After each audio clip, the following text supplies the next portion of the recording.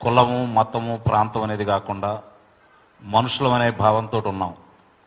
కానీ ప్రత్యేకంగా అమ్మ తర్వాత అంత కమ్మనైనటువంటి కమ్మ కులాన్ని దృష్టిలో పెట్టుకొని అభివృద్ధిలోనూ, ఉద్యోగాల్లోనూ, వ్యాపారంలోనూ, కళారంగంలోనూ, రాజకీయ రంగంలోనూ, విద్యా రంగంలోనూ ఎవరికి అందనంత స్థాయిలో ఉన్నటువంటి ఈ కులం మీద ఎప్పటి నుంచో కావాలని చెప్పని కొన్ని రాజకీయ లబ్ధి కోసం చేస్తున్నటువంటి ప్రచారాల్లో భాగంగా ఉభయ తెలుగు రాష్ట్రాలు ఏ విధంగా నష్టపోయాయో మనం ప్రత్యేకంగా చెప్పాల్సిన పని లేదు. మనకి ఏలూరు నుంచి చూసుకుంటా, అంటే తూర్పుగోదావరి నుంచి చూసుకుంటా ఉంటే ప్రకాశం జిల్లా వరకు చూసుకుంటే విద్యా సంస్థలు ఎవరు ఏ విధంగా నేర్పారో మీరందరికీ ప్రత్యేకంగా చెప్పాల్సిన అవసరం లేదు. అక్కడ కులాన్ని చూడలేదు, మతాన్ని చూడలేదు, ప్రాంతాన్ని కూడా చూడలేదు. మరి తర్వాత ఏం జరిగిందో మీకు ప్రత్యేకంగా చెప్పాల్సిన పని లేదు. ఈరోజు ఎందుకు ఇలా చేస్తున్నారు అంటే ఒక రాజకీయ లబ్ధి కోసం చేస్తున్నారు అనే భావన మాత్రం స్పష్టంగా కనపడతా ఉంది. దీన్ని మేము ఇక చూస్తా కూర్చుంటాము. గతంలో లాగా అప్పుడు ఏదన్నా చేస్తే మనం అభివృద్ధి ద్వారానో మన పనుల ద్వారానో సమాధానం చెప్పుకుందాం అని చెప్పి మేము సముదాయించుకున్నా కూడా పెట్టిరేగిపోతా ఉన్నాయి. దీన్ని ఆదిలోనే తుంచకపోతే ఇది వెర్రితల్లేస్తుంది అనేది స్పష్టంగా తెలుసు.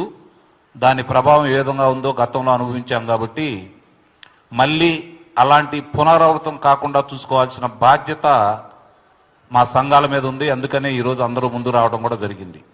ఎట్టి పరిస్థితుల్లోనూ దీన్ని ఉపేక్షించం, ఇట్లా వదిలేయం. ఇది కూడా గమనించుకోవాలి. ఇందా శ్రీనివాసరావు చెప్పినట్లు ఈ రోజు నుంచి దక్షిణ భారతదేశంలోనే కాకుండా కమ్మ సంఘాలు ఎక్కడైతే ఉన్నాయో దేశ విదేశాల నుంచి కూడా ప్రభుత్వాల దృష్టికి అలాగే మిగిలిన వాళ్ళ దృష్టికి కూడా దీన్ని తీసుకురావడం కూడా జరుగుతూ ఉంటాయి. ఈ రోజు నుంచి దీనికి సంబంధించినంత వరకు ఎవరైతే ఈ కార్యక్రమానికి పూనుకున్నారో, ఎవరైతే కావాలని ఇది చేశారో మనందరికీ తెలుసు. వాళ్ళు బహిరంగంగా వచ్చి దీనికి బాధ్యులైన వాళ్ళకి ఏ విధమైనటువంటి వాళ్ళ నిర్ణయం తీసుకుంటారు అనేది ఆ ప్రసార మాధ్యమాల వాళ్ళ ఇష్టం. కానీ దీనికి కర్త క్రియ అయితే ఎవరైతే ఉన్నారో వాళ్ళు బహిరంగంగా అందరికీ క్షమాపణ చెప్పాలి. ఇది ఒక కులానికో ఒక మతానికో ప్రాంతానికో సంబంధించింది కాదు. ఏ కులం మీదైనా ఇలా చేయటం అనేది తప్పు. ముఖ్యంగా కావాలని చేస్తున్నది స్పష్టంగా కనపడతా ఉంది.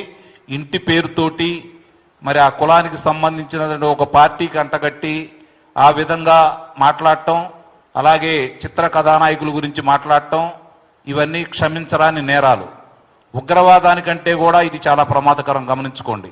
ఇలాంటి వైషమ్యాలు పెంచి పోషిస్తూ ఉంటే సమాజానికి మంచిది కాదు. ప్రపంచం మొత్తం ఈరోజు ఏకీకరణకు వచ్చింది. ఎక్కడ ఏం జరుగుతున్నా అరక్షణంలో మన చేతిలో ఉన్నటువంటి చరవాణి ద్వారా స్పష్టంగా మనకు అర్థమవుతూ ఉంది. మరి ఇలా జరుగుతున్న ఈ కాలంలో కూడా ఇలాంటి విషబీజాలు నాటాలని, వైషమ్యాలు పెంచాలని ఆలోచన రావటం అనేది మొట్టమొదట క్షమించరాని నేరం. కాబట్టి మా సంఘం తరపున ముఖ్యంగా ఈ కమ్మ గ్లోబల్ ఫెడరేషన్ తరపు నుంచి ముందుగా వచ్చినటువంటి పెద్దలందరికీ కూడా ధన్యవాదాలు తెలియజేసుకుంటూ, దీనికి సంబంధించినంత వరకు దేశ విదేశాల నుంచి కూడా ఈ రోజు నుంచి ప్రారంభమవుతాయి. ఇక నుంచి ఇక్కడే కాదు, ఎక్కడ ఏమి జరిగినా మీరు వ్యక్తుల గురించి మాట్లాడుకోండి, రాజకీయాల గురించి మాట్లాడుకోండి, మాకు ఎలాంటి సంబంధం లేదు. కులాలను దృష్టిలో పెట్టుకొని ఈ విధమైనటువంటి కార్యక్రమాలు చేపట్టితే మాత్రం తీవ్రమైన చర్యలు ఉంటాయని చెప్పని బహిరంగంగా చెబుతున్నాం. ఇందులో దాచుకోవాల్సిన అవసరం లేదు. వేరే ఆలోచన మాకు ఏ కోశానా లేదు.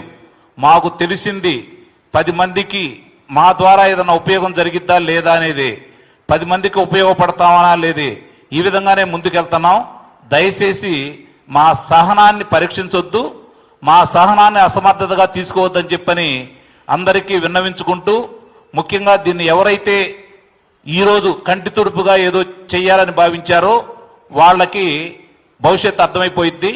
త్వరలో జరిగే పరిణామాలకు సంబంధించి ఎదుర్కోవడానికి సిద్ధంగా ఉండమని చెప్పని వాళ్ళకి మా తరపు నుంచి చిన్న హెచ్చరికని జారీ చేస్తూ మీ వద్ద సెలవు తీసుకుంటున్నాను. జై హింద్. భారత మాతాకి జై.